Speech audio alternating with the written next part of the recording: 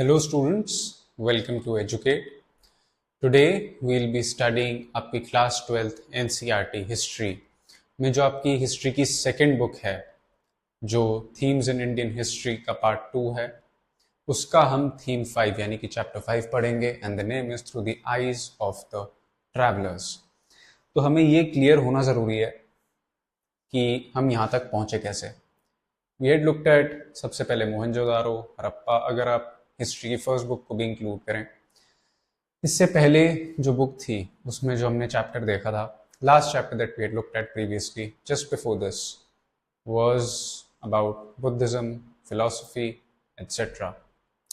Okay, so ये जो changes आ रहे थे इंडियन सोसाइटीज़ में, ट्रेड एस्टैब्लिश था काफ़ी इंडियन सिटीज़ में since a very long time.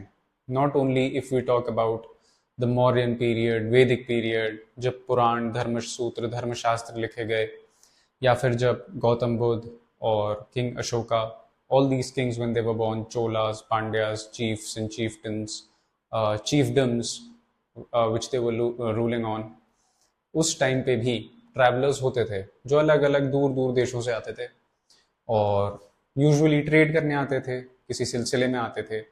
Either they were representing a particular royal family और a lineage of a different kingdom all together, but फिर भी moral of the story travellers होते थे।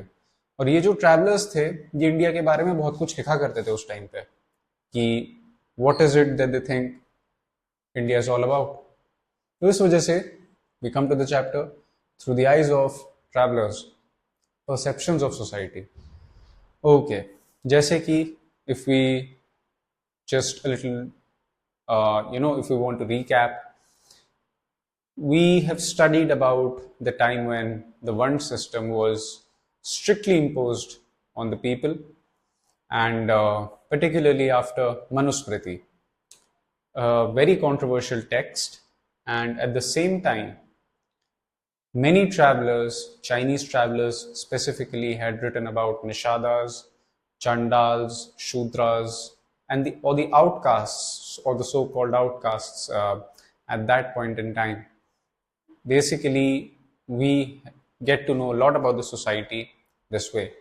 But ये time जो है 10th century से लेकर के 17th century, इस टाइम में काफ़ी नए किंगडम्स भी आए थे, फॉरेन इन्वेजन्स इंडिया को देखने को मिले। I think during the 10th century or the 11th century onwards, it was the first Arab invasion of Sindh by Muhammad bin Qasim. All right, moving on to the chapter. Women and men have traveled in search of work to escape from natural disasters, traders, merchants, soldiers, priests, pilgrims, or driven by a sense of adventure. Rarely होता था, लेकिन adventure के नाम पे भी कभी कभी travellers मिल जाते थे। बट जो विजिट करने आते थे, नए लैंड को देखते थे, नए जगह को उसके बारे में जानते थे, उसके बारे में डिफरेंट ओपिनियंस फॉर्म करते थे, अपने आर्किटेक्चरल मॉन्यूमेंट्स के बारे में उनके डिस्क्रिप्शंस लिखते थे, so on and so fourth. कैसे ये डिफरेंट जगहों से ट्रैवलर्स आते थे, यूजुअली जो हमें देखने को मिलता है Uzbekistan 11th century, Ibn Battuta जो कि मोरक्को से आए थे, एंड नॉर्थ वेस्टर्न अफ्रीका से भी आए थे टूवर्ड्स द 14th सेंचुरी, और Frenchman Francois Bernier 17th century. Khwarizm Uzbek थे, काफ़ी फेमस ट्रैवलर थे, इंडिया के बारे में बहुत कुछ लिखा है उन्होंने। So we'll be reading about their accounts and what they have to say about the Indian subcontinent all together, और Al Hind as they used to call it. Al Biruni's objectives. Al Biruni again a traveller, उसने अपने account में लिखा है help to those who want to discuss religious questions with them. हिंदुओं की बात कर रहा है कि जो हिंदुओं से रिलीजियस डिस्कशंस करना चाहते हैं, and as a repertory of information to those who want to associate with them. Basically जो हिंदुओं के साथ उठते बैठते हैं तो उनसे बहुत ज़्यादा इंफॉर्मेशन और काफ़ी सारी चीज़ें सीखने को मिलती हैं, ऐसा अल बिरूनी ने लिखा है। As the authors came from vastly different social and cultural environments, they were often more attentive to everyday activities and practices which were taken for granted by indigenous writers, for whom these were routine matters not worthy of being recorded. Is this difference in perspective that makes the accounts of travelers interesting? Who did these travelers write for? As we'll see, the answers vary from one instance to the next. Okay. अलग अलग अब जैसे travellers आते हैं, बहुत छोटी छोटी चीज़ें नोटिस करते हैं कंट्री के बारे में, ऐसी चीज़ें जो कि लोकल लोग रोज़मर्रा की ज़िंदगी में नज़रअंदाज कर देते हैं. उनको लगता है ये तो होता रहता है, या तो एक नॉर्मल चीज़ है, इसको क्या रिकॉर्ड करना, क्या इसके बारे में लिखना, या इस पर अपना वक्त ज़ाया करना. तो ये एक परसेप्शन भी है. That is why foreign travellers थोड़ा डिटेल में कंट्री के बारे में लिखते थे, जानते थे और अपनी राय रखते थे. अल बिरूनी, द किताब उल हिंद. अब अल बिरूनी के बारे में will study from Khwarizm to Punjab. Al Biruni was born in 973 in Uzbekistan, in Khwarizm. एक शहर है वहाँ पे उज़्बेकिस्तान में, ख्वारिज़्म नाम से, वहाँ पैदा हुए थे. ख्वारिज़्म was an important center of learning, and Al-Biruni received the best education available at that time. He was well versed in several languages: Syriac, Arabic, Persian, Hebrew, and Sanskrit. Although he did not know Greek, but he was familiar with the works of Plato and other Greek philosophers. Having read them in Arabic translations, in 1017, when Sultan Mahmud invaded Khwarizm, he took several scholars and poets back to his capital, Ghazni. Al-Biruni was one of them. He arrived in Ghazni as a hostage, but gradually developed a liking for the city, where he spent the rest of his life until his death at the age of 70. अल-बिरूनी ख्वारिज़्म में पैदा हुए थे. ख्वारिज़्म उस time पे एक बहुत important centre था learning का. दूर दूर से लोग आते थे वहाँ पे साइंस के बारे में सीखने, लैंग्वेजेस सीखने और ये सारी चीज़ें, कल्चर एंड मतलब बेसिकली एजुकेशन का हब था. और बहुत छोटी उम्र से अल-बिरूनी को उसके पेरेंट्स ने इस लाइन में डाल दिया था to learn more about the world, and he did by knowing और being well versed in several languages. Multilingual था. Syriac, Arabic, Persian, Hebrew, Sanskrit, Greek भी थोड़ी बहुत आती थी, बट ग्रीक फिलोसोफर्स के बारे में बहुत अच्छे से पढ़ा था बिकॉज उनकी अरबिक ट्रांसलेशंस पढ़ रखी थी अल-बिरूनी ने. जब सुल्तान महमूद गजनी जो था अफगानिस्तान से, उसने जब ख्वारिज़्म पे अटैक किया, उज़्बेकिस्तान को अपने कब्जे में लिया, तो काफ़ी लोगों को एज अ स्लेव अपने साथ ले गया था. उनमें से एक अल-बिरूनी भी था. He was taken as a hostage. ज़बरदस्ती लाइक किडनैप करके उसे लेके गए थे. एंड इनिशियली अल-बिरूनी को गजनी पसंद नहीं था और वो जगह भी बिल्कुल पसंद नहीं थी, and he did not like the city at all. But over a period of time उसे वो जगह अच्छी लगने लगी, एंड जहाँ पे वो अपने बुढ़ापे तक वहीं रहा और वहीं पे मर गया when he turned 70. It was Ghazni that Al-Biruni developed an interest in India. Ghazni में ही, क्योंकि गजनी अफगानिस्तान में, ख्वारिज़्म थोड़ा और दूर हो गया इंडिया से, तो गजनी में रह करके उसे थोड़ा और फैसिनेशन जाग रहा था टू नो अबाउट इंडिया. उस टाइम पे लेट मी रिमाइंड, पाकिस्तान भी इंडिया का ही पार्ट होता था. ऐसा ना समझे कि पाकिस्तान उस टाइम पे अलग था, पूरे तरीके से दिल्ली या फिर कोई बाकी जगहों जैसा इंडिया जैसा ही था. All right. This was not unusual. Sanskrit works on astronomy, mathematics, and medicine had been translated into Arabic from the 8th century onwards. अब अगर हम बात करें संस्कृत लिटरेचर वर्क्स की, तो हमने ये भी देखा था इन इस second previous chapter we had learned about different works on astronomy या फिर एस्ट्रोलॉजी, ज्योतिष, जिसके बारे में दिया गया है.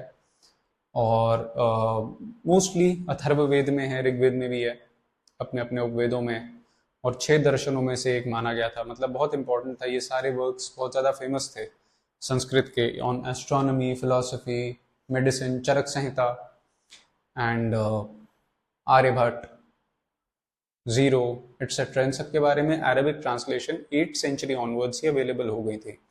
और लोग उनके बारे में पढ़ते रहते थे. So, when the Punjab became a part of the Ghaznavid Empire, contacts with the local population helped create an environment of mutual trust and understanding. Al-Biruni spent years in the company of Brahmin priests and scholars, learning Sanskrit and studying religion and its philosophical texts. While his itinerary is not clear, it is likely that he travelled widely in the Punjab and the northern region of India.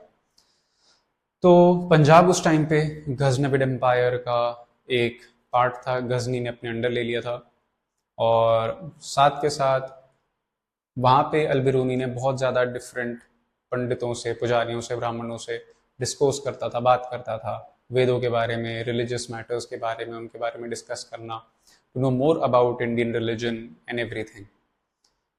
सो पंजाब तो Al Biruni बहुत अच्छे से घूमा हुआ है, लेकिन बाकी northern parts में भी घूमा है और अलग पार्ट्स का उतना ज़्यादा क्लियरली उसके आइटिनरी में मेंशन नहीं है. कुड बी और could not be.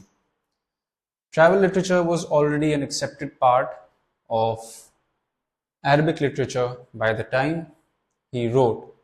This literature dealt with lands as far as possible as the Sahara Desert in the west to the river Volga in the north.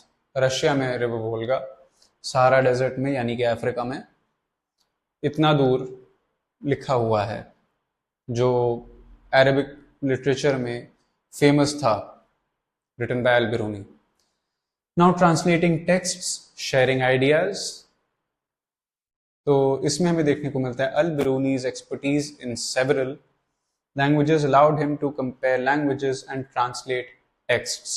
He translated several Sanskrit works, including Patanjali's work on grammar into Arabic. Patanjali यानी कि पतंजलि ऋषि जिन्होंने आयुर्वेद के बारे में काफी लिखा हुआ है, जो कि ऋग्वेद का एक उपवेद भी है. For this, for his Brahmana friends, he translated the works of Euclid, a Greek mathematician, into Sanskrit. तो ऐसा नहीं है, अल-बिरूनी ने अपनी तरफ से भी एफर्ट डाला और यहाँ पे जो ब्राह्मण प्रीस्ट्स थे उनको यूक्लिड की जो ज्योमेट्री है, यूक्लिड्स ज्योमेट्री, उसके बारे में ट्रांसलेट करके बताया. And it was very easy for Al Biruni to translate texts because he knew many languages. He was a multilingual. So while few people in India would have read Al-Biruni before 1500, many others outside India may have done so. हो सकता है कि India में 1500 से पहले इतना अल-बिरूनी को नहीं पढ़ा हो लोगों ने, but at the same time विदेश में, अब्रॉड, ओवरसीज, डिफरेंट कंट्रीज में अल-बिरूनी के बारे में बहुत ज़्यादा पढ़ा जाता था. Metrology is the science of measurement. एक डेफिनेशन यहाँ पे, ताकि आप सबको पता चल जाए व्हाट द टर्म मीन्स. हालांकि सबको पता ही होगा, but still. The Kitabul Hind, important. Al Biruni's Kitabul Hind written in Arabic is simple and lucid. बहुत सिंपल है और बहुत क्लियर कट है, describing the things as they are, what they are, and nothing exaggerated or neither, underestimated in any way whatsoever. It is a voluminous text divided into 80 chapters on subjects such as religion, philosophy, festivals, astronomy, alchemy, manners, and customs or social life. Weights, measures, iconography, laws and metrology. इतने सारे topics पे अलग अलग volumes, basically 80 chapter लिखे अल-बिरूनी ने, जो किताबुल हिंद में थे. ये सारी चीज़ों के बारे में लिखा और अरबिक में ट्रांसलेटेड था. ऑब्वियसली ये संस्कृत से ट्रांसलेट किया था, अलग अलग संस्कृत शास्त्रों से, बट अरबिक में किया था ताकि ओवरसीज जो अरबिक स्पीकिंग कंट्रीज हैं इसे समझ पाएं. जनरली, दो not always, Al-Biruni adopted a distinctive structure in each chapter, beginning with a question, following this up with a description based on Sanskritic traditions, and concluding with a comparison with other cultures. Some present-day scholars have argued that his almost geometric structure remarkable for its precision and predictability, owed much to its mathematical orientation. सो अल बिरूनी जो लिखता था हमेशा एक format में होता था. यहाँ पे उसका आंसर है आपके पास. दिस इज बेसिकली इंपॉर्टेंट, इसके आसपास क्वेश्चंस फॉर्म होते हैं. तो आपको ये समझना जरूरी है कि उसका जो फॉर्मेट था वो कैसा था. वो हमेशा एक क्वेश्चन से स्टार्ट करता था कि क्या ऐसा है, क्या वैसा है. It is a question basically, और उसके बाद वो सांस्कृतिक ट्रेडिशंस के हिसाब से उसका आंसर देता था. उसके बाद वो कंपेयर करता था अलग कल्चर्स के साथ इस सांस्कृतिक कल्चर को. ये बहुत ज़्यादा मैथमेटिकल था, ज्योमेट्रिक था, जो कि बहुत ज़्यादा प्रिडिक्टेबल भी था. That is why some scholars have argued that it was highly predictable at that time, as mentioned here. Al-Biruni, who wrote in Arabic, probably intended his work for peoples living along the frontiers of the subcontinent. He was familiar with translations in Arabic and adaptations of Sanskrit, Pali and Prakrit texts into Arabic. These range from fables to works on astronomy and medicine. However, he was also critical about the ways in which these texts were written and clearly wanted to improve on them. So again वही astronomy, medicine, इन सब के ऊपर अल-बिरूनी लिखा करता था. He was familiar with Pali, Prakrit and Sanskrit, तभी इतना अच्छे से कर पा रहा था उसको translate. But at the same time we need to understand कि काफ़ी टाइम से वो ट्रांसलेशन चल रही थी जो अल-बिरूनी करता था. हिंदू, द टर्म हिंदू, इसका मतलब क्या है? जो आज की डेट में हम देखते हैं कि कोई हिंदू है या नहीं, ये जो वर्ड यूज किया जाता है हिंदू, इसका मतलब क्या है? यहाँ पे we learn it's not actually a religion but more to do about where one resides.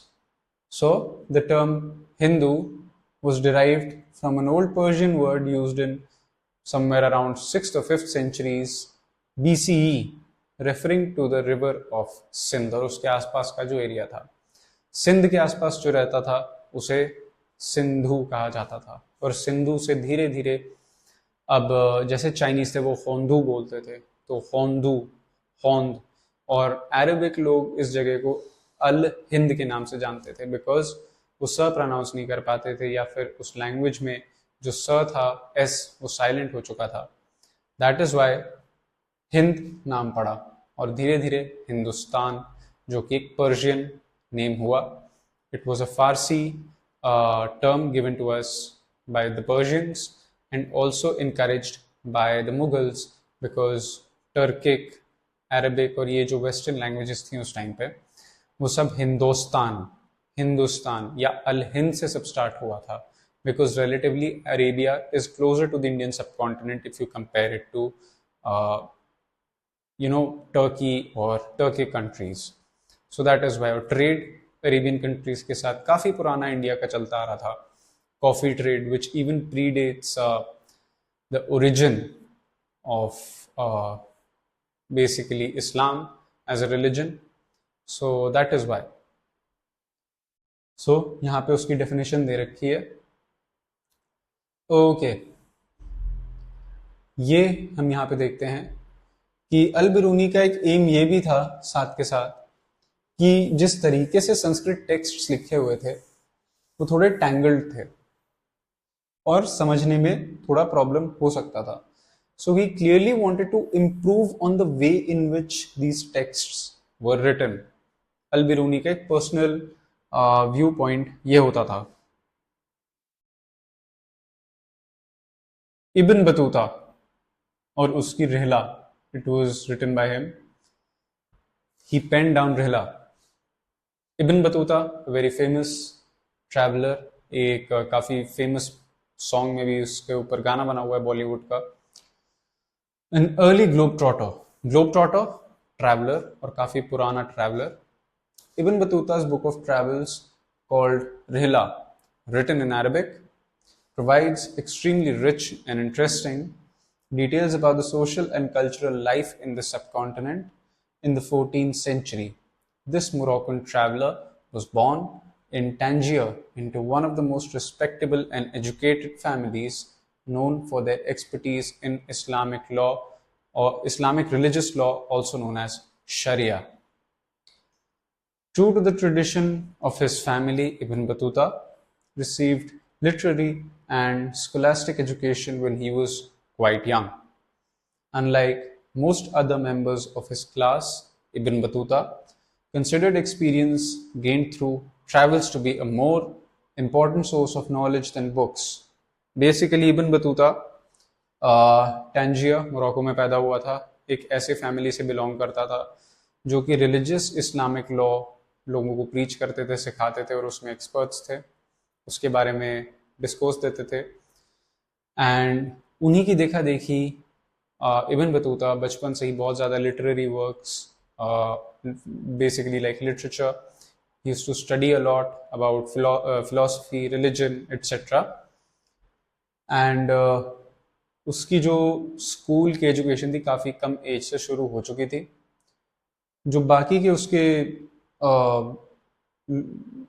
आसपास के लोग थे जो जिनके आसपास वो पला बड़ा था, they were very religious. So unlike their viewpoint on learning new things, Ibn Battuta used to think कि इंसान घूमने से ज़्यादा सीखता है, ट्रैवल करने से ज़्यादा सीखता है, जितना वो किताबों से सीख सकता है उससे कहीं ज़्यादा. Okay, so he just loved traveling and went to far off places exploring new worlds and peoples. Before he set off for India in 1332 to 1333, he had made pilgrimage trips to Mecca and had already traveled extensively in Syria, Iraq, Persia, Yemen, Oman, and a few trading ports on the coast of East Africa. Ibn Battuta India आने से पहले बहुत ज़्यादा travel कर चुका था. Details as you can see, India में वो 1332 और 1333 के बीच में आया था. उससे पहले वो अपनी पिलग्रिमेज जो हज होता है वो मक्का में कर चुका था. उसके बाद वो काफ़ी गल्फ में कंट्रीज़ में घूमा, यमन, इराक, सीरिया, पर्शिया और ईस्ट अफ्रीका के कोस्ट पे भी विजिट किया था उसने. Traveling overland through Central Asia, Ibn Battuta reached Sindh in 1333. He had heard about Muhammad bin Tughlaq, the Sultan of Delhi, and lured by his reputation as a generous patron of arts and letters, he set off for Delhi, passing through Multan and Uch. बाद में 1333 में Ibn Battuta finally Sindh पहुंचा. उसने दिल्ली के सुल्तान के बारे में सुना जिसका नाम था Mohammad bin Tughlaq. And what he had heard about him was that कि उसे आर्ट का और लिटरेचर का बहुत ज़्यादा शौक था. एंड नोटिसिंग दैट वो दिल्ली पहुंच गया और मुल्तान और उच होते हुए गया था. Sultan was impressed by his scholarship and appointed him the qazi और जज of Delhi. He remained in that position for several years until he fell out of favor and was thrown into prison.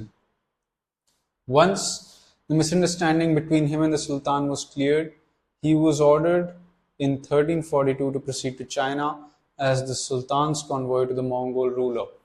Basically, 1333 में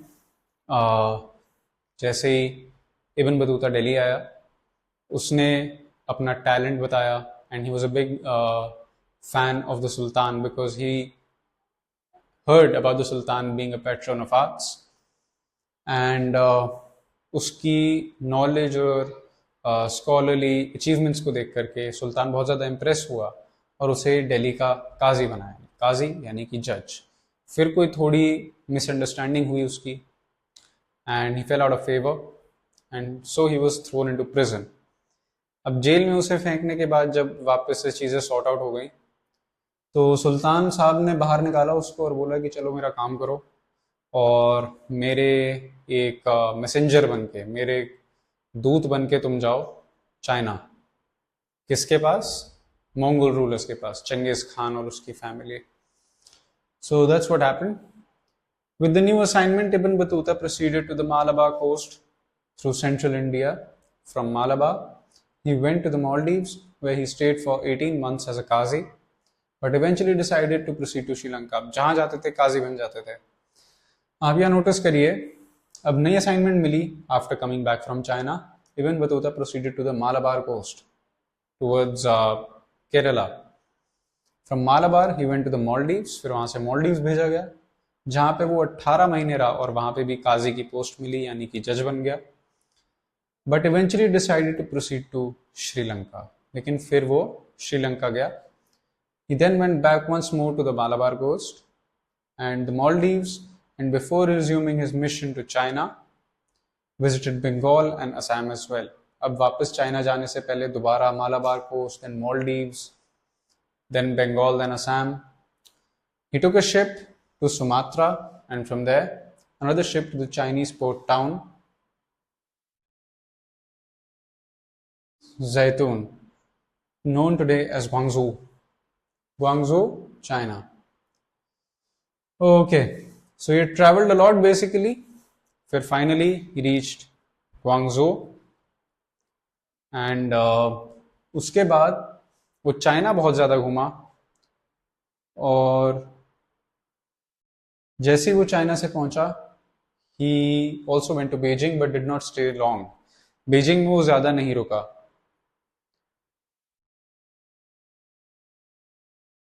and Beijing में ना रुकने का उसका reason ये था बिकॉज वहाँ पे मंगोल रूलर्स होते थे and their reputation even during that time. Marco Polo ने भी काफ़ी ज़्यादा एक्सटेंसिवली बोला था इसके ऊपर. But did not stay there long and he came back in 1347.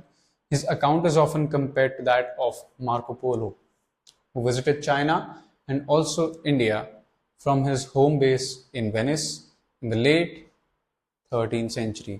Marco Polo India भी आया था. इंडिया के साथ साथ मार्को पोलो मंगोलिया में भी था, चाइना भी गया था, mainly China. And he has also written a lot about that particular part of the world and who it was ruled under. Basically, Ibn Battuta meticulously recorded his observations about new cultures, people's beliefs, values, etc.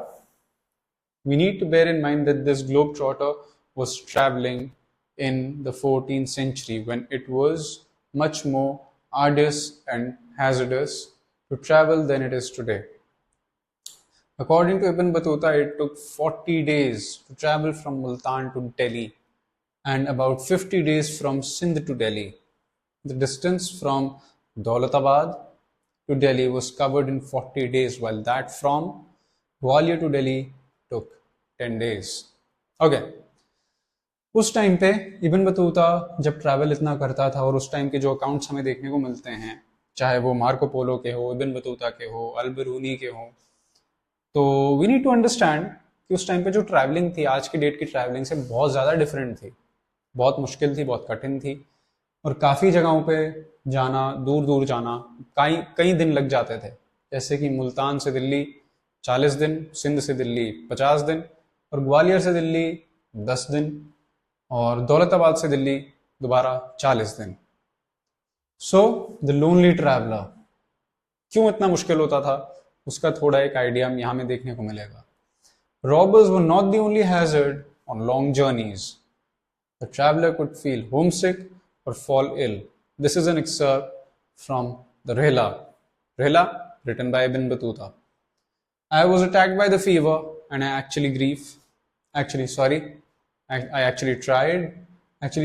tied myself on the saddle with a turban cloth in case I should fall off by reason of my weakness. So at last we reached the town of Tunis.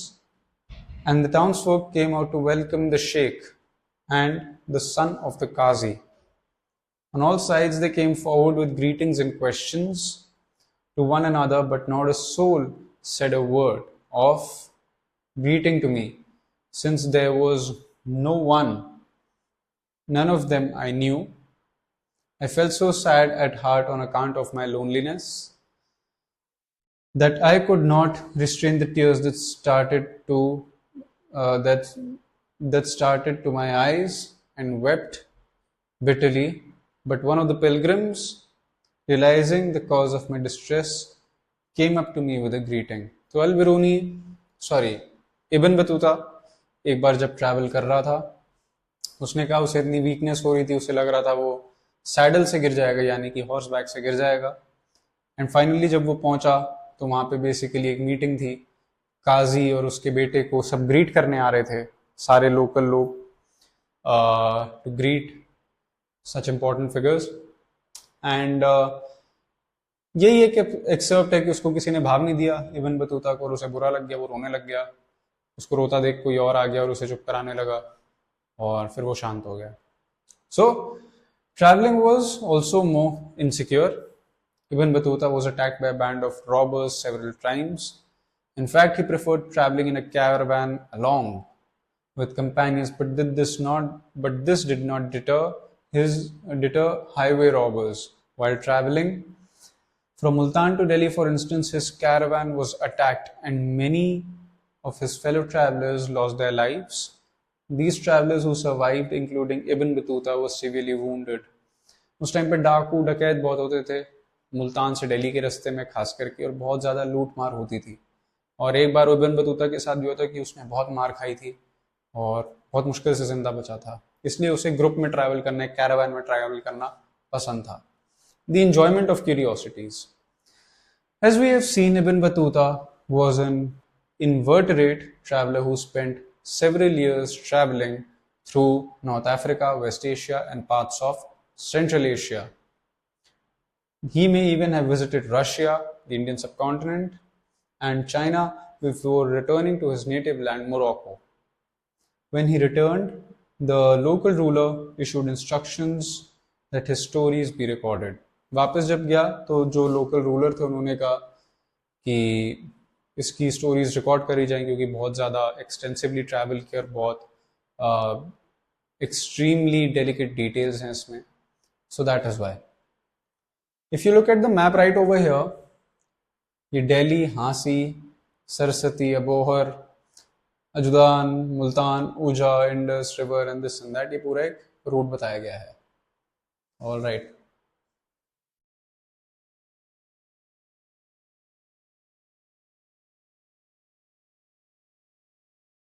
Okay. A little piece of extra information before we move forward, क्योंकि आप ही को ये chapter समझने में आसानी होगी। Education and entertainment. This was what Ibn Juzay, who was deputed to write what Ibn Battuta dictated, said in his introduction. A gracious direction was transmitted by the ruler that he, Ibn Battuta, should dictate on an account of the cities which he had seen in his travel, and of the interesting events which had clung to his memory, and that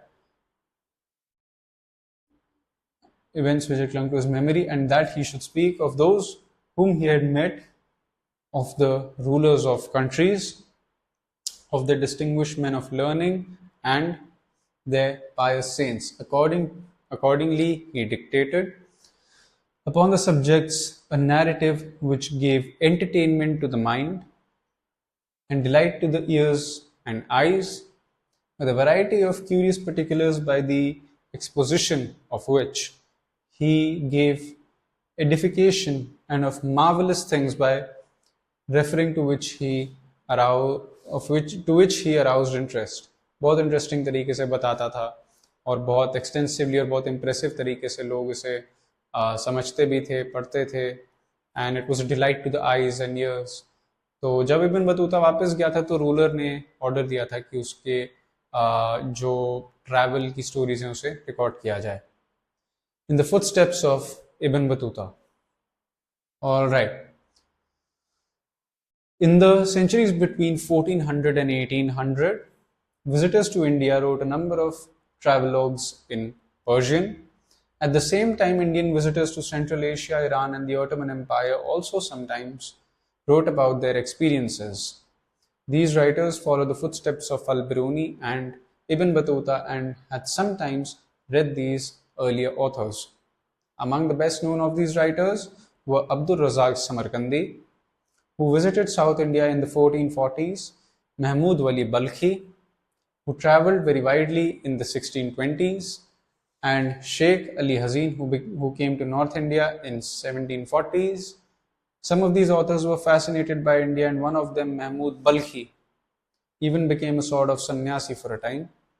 Others, such as Hazin, were disappointed and even disgusted with India, where they expected to receive red carpet treatment.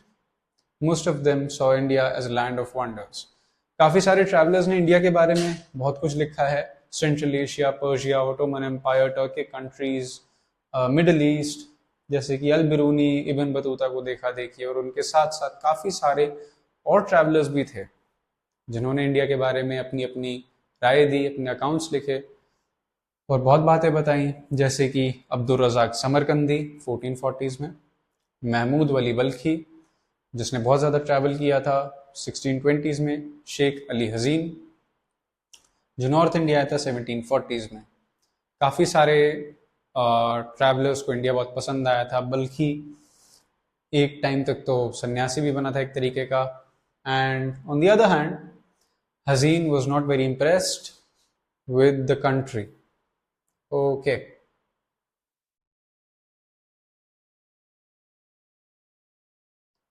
Francois Bernier, a doctor with a difference. Now we talk about French travelers, Europe, far west. Once the Portuguese arrived in India in about 1500, a number of them wrote detailed accounts regarding Indian social customs and religious practices.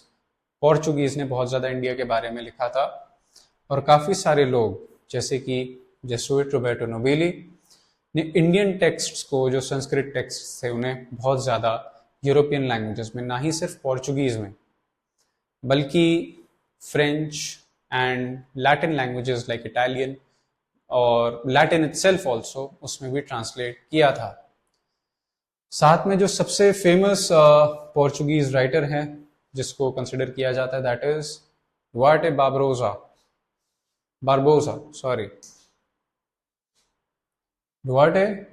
Barbosa, जिसने India में trade और society, इन सब के बारे में एक detailed account लिखा है. साथ में हम देखते हैं 1600 में काफ़ी सारे डच, इंग्लिश, पोर्चुगीज, फ्रेंच, ज़्यादातर इन नेशनैलिटीज़ के इंडिया आते थे. सबसे ज़्यादा फेमस अगर कोई रहा है amongst European travelers, one of the first was French jeweler Jean Baptiste Tavernier. Jean Baptiste Tavernier एक सोनार था, ज्वेलर था, एक फ्रेंच ज्वेलर जो इंडिया 6 बार आया था. As in the beginning of this chapter I have explained कैसे मर्चेंट्स और ट्रेडर्स का ज़्यादा काम होता था ट्रैवलिंग में, वो हमें यहाँ देखने को मिलता है.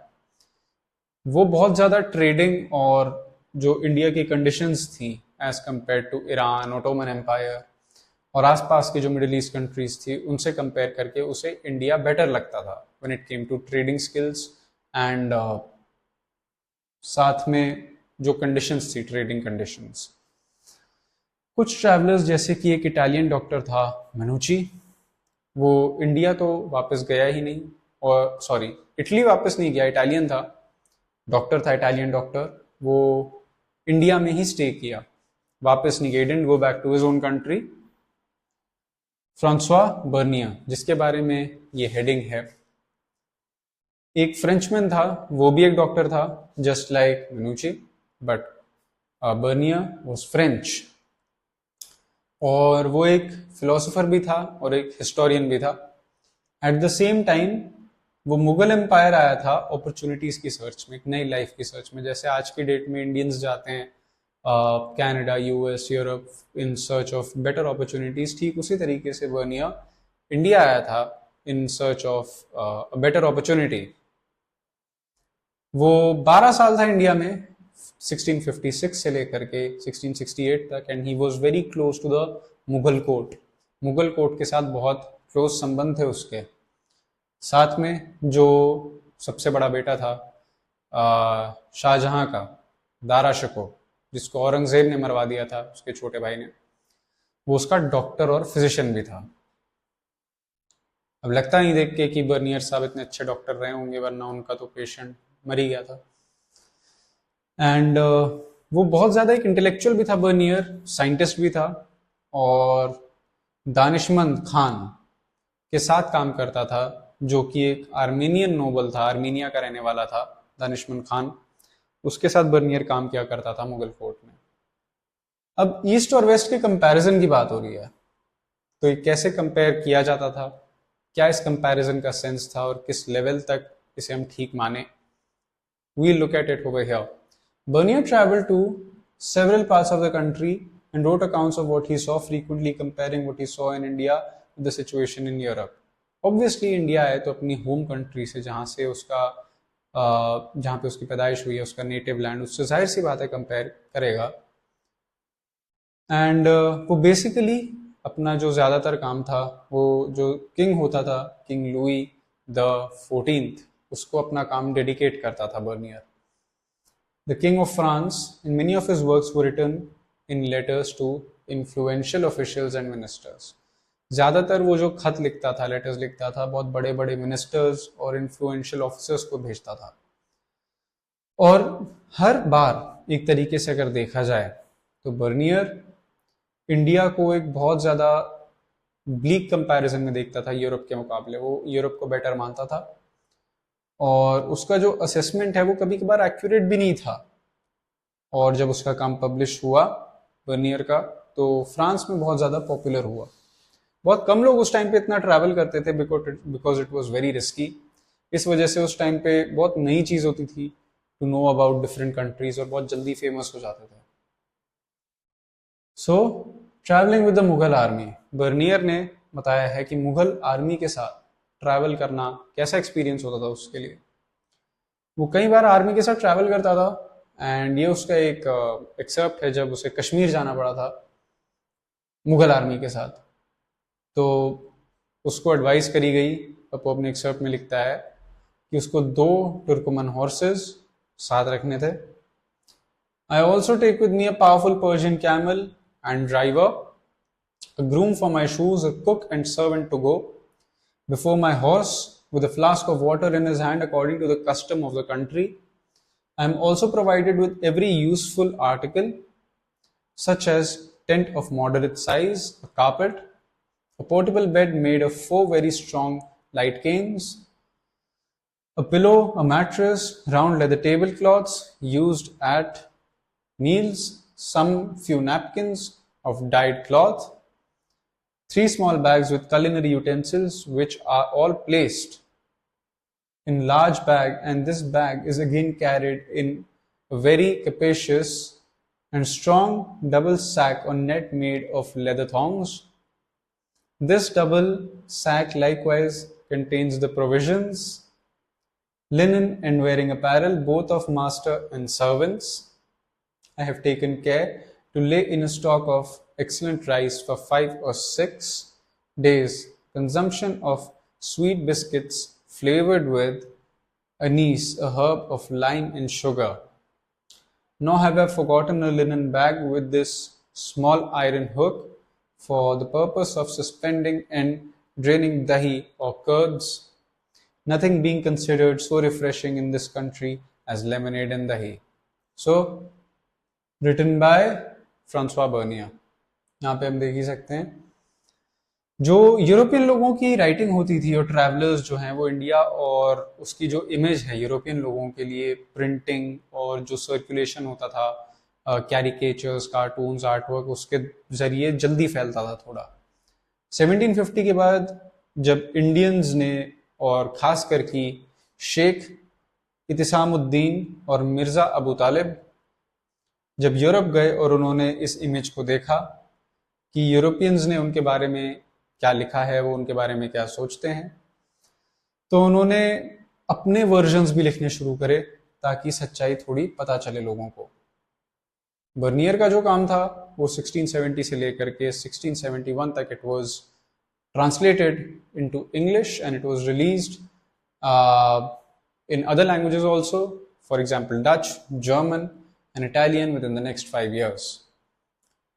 1670 से लेकर के 1725 तक उसका जो अकाउंट था वो 8 बार रीप्रिंट हो चुका था और 1684 तक वो रीप्रिंट हो चुका था 3 बार एक दूसरी लैंग्वेज में जो कि थी इंग्लिश।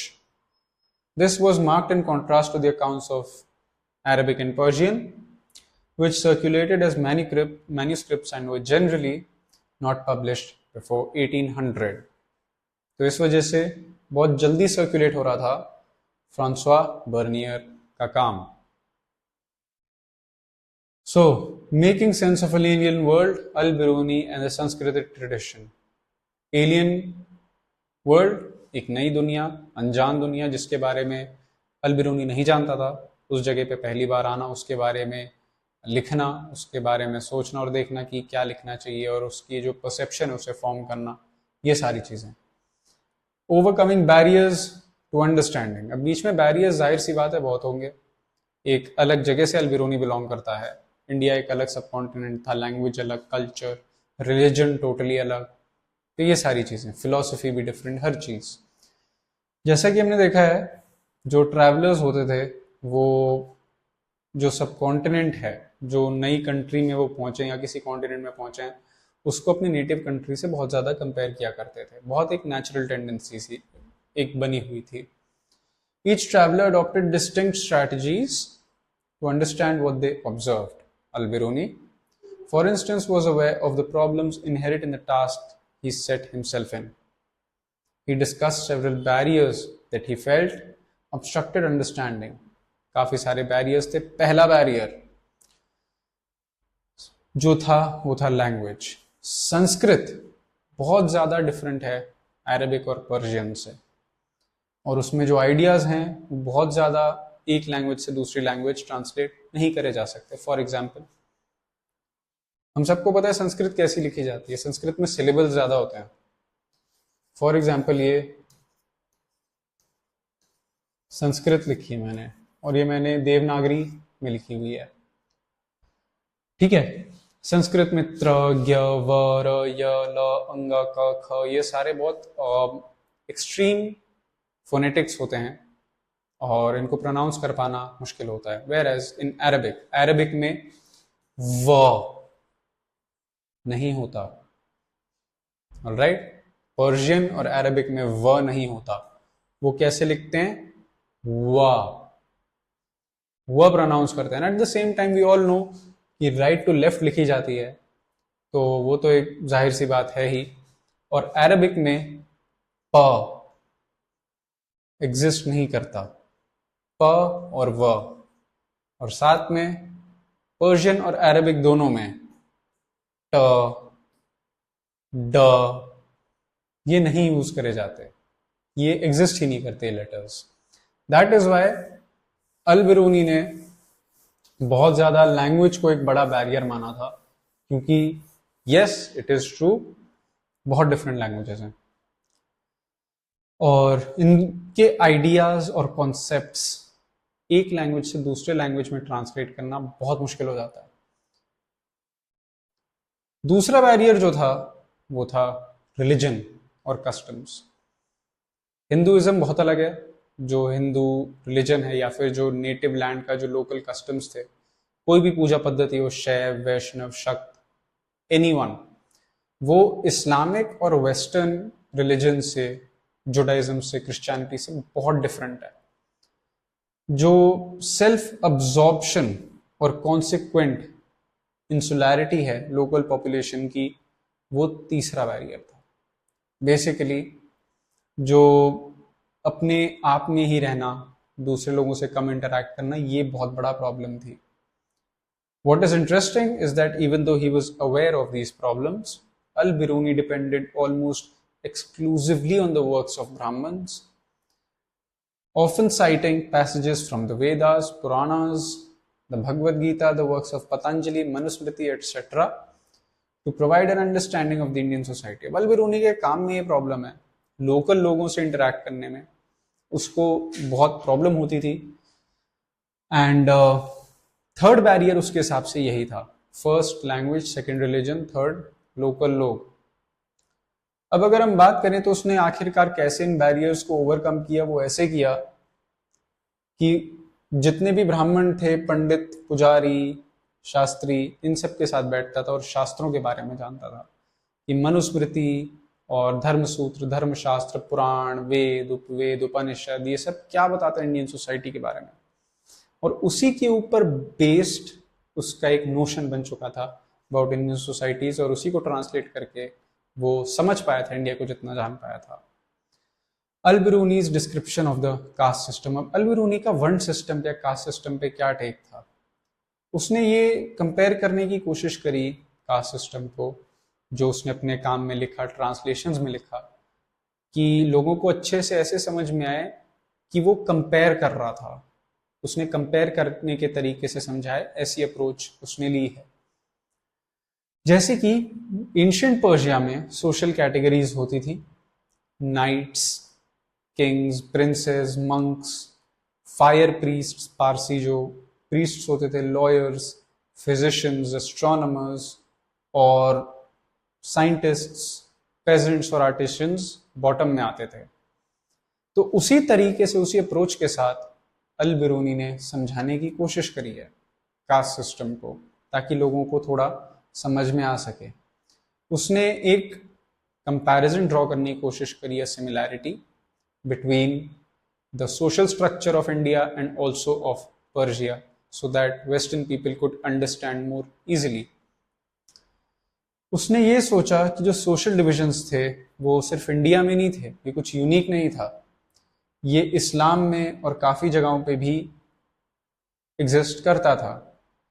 एंड उसका जो एक्सेप्टेंस था कास्ट सिस्टम को लेकर के, अल बिरूनी ने इस जो एक नोशन था कि पोल्यूशन का, कि कास्ट सिस्टम अगर है, डिवीजन है, तो उससे कोई प्रॉब्लम नहीं है, लेकिन जो एक शूद्रों को आउटकास्ट कर दिया गया कि ये अगर इधर आएंगे तो हमें पोल्यूट कर देंगे, ये सारी चीज़ों से अल बिरूनी परेशान था, उससे अग्री नहीं करता था। उसने ये कहा था कि जो कुछ इम्प्योरिटी में इंक्लूड हो जाता है इन स्टेट ऑफ इम्प्योरिटी, वो अपनी ओरिजिनल कंडीशन ऑफ प्योरिटी में वापस भी आ सकता है। जैसे कि जो सूरज है वो आसमान को साफ कर देता है, और जो नमक है वो पानी में जो रहता है समुद्र में, वो उसे गंदा होने से बचाता है। ठीक उसी तरीके से उसने कंक्लूजन ड्रॉ करने की कोशिश करी है। A language with an enormous range. अल बिरूनी ने संस्कृत के बारे में कुछ ऐसा कहा है, as a language, if you want to conquer this difficulty, which is Sanskrit, that is to learn Sanskrit, you will not find it easy, because the language is of an enormous range, both in words and inflections, something like the Arabic, calling one and the same thing by various names, both original and derivative, and using one and the same for a variety of subjects, which in order to be properly understood must be distinguished from each other by various qualifying epithets. तो अगर संस्कृत को समझना है तो उसे बाकी language से, अगर जो सिनोनिम्स होते हैं अरेबिक में या किसी और लैंग्वेज में, एक वर्ड के कई सारे मीनिंग्स होते हैं, वैसे अगर संस्कृत को समझ पाए तो इजी रहेगा, otherwise it will be very difficult, और एक बहुत बड़ा हर्डल भी है। गॉड नोज बेस्ट भी एक एक्सर्प्ट है जिसमें लिखा हुआ है, travellers did not always believe in what they were told. हर बार कोई ट्रैवलर ब्लाइंडली ये बिलीव नहीं करता था कि जो उसे बोला जाए वो उसे मान ले। When faced with the story of a wooden idol that supposedly lasted for many years, 2,16,000 years, Al Biruni asks, उसको किसी पंडित ने कभी, जब अल बिरूनी घूम रहा होगा, उसे एक आइडल दिखा होगा, एक मूर्ति दिखी होगी, और किसी पंडित जी ने कहा होगा कि ये 2,16,000 साल पुरानी मूर्ति है। तो अल बिरूनी कहता है कि लकड़ी की मूर्ति इतना लंबा कैसे सरवाइव कर सकती है, और खास करके एक ऐसी जगह पे जहाँ पे हवा और पानी में थोड़ी एक तरीके से गीलापन होता है, ह्यूमिडिटी होती है, हमस होती है, बिकॉज इंडिया फर्टाइल, यहाँ पे थोड़ा ह्यूमिड वेदर होता है। और फिर वो कहता है गॉड नोज बेस्ट, ये तुम लोग झूठ बोल रहे हो या सच। सो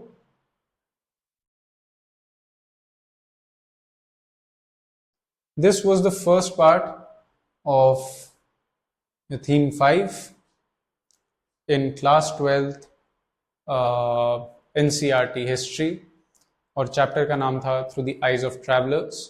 In the coming part, we'll be discussing more about this chapter and reading more about these travelers as well. Thank you, Team Educate.